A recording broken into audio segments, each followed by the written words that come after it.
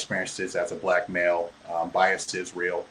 And, but knowing that we are, biases can be hard. Can you tell me, like, how have you addressed biases in your hiring career of recruiting for Chase?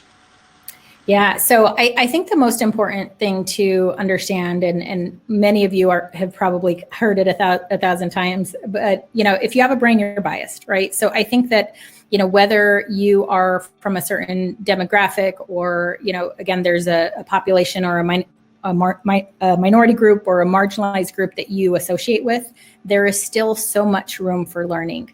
One example, I used to lead diversity programs before this was my permanent primary job, and I thought I knew a whole lot. And the learning for me was really that regardless of who you are or how diverse you think your background is, there is always someone or a different perspective that you don't know.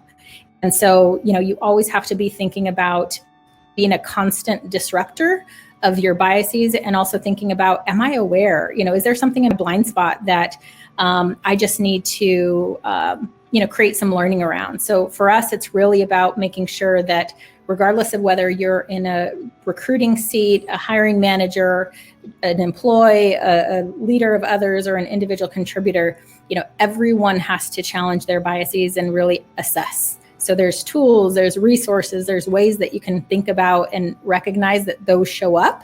And in the workplace, it's really, really important that you take that into account in terms of, checking your biases and making a very conscious decision to disrupt them always, and think about, what am I not doing today, or who am I associating with today that, again, is kind of feeding into that bias, and really making that decision to do things differently. And like I had mentioned, there's a couple things that you can do every day or every week, or that you can plan for, that could be, small changes, but in the long term, really allow you to be more open and aware of, how those things show up in the workplace.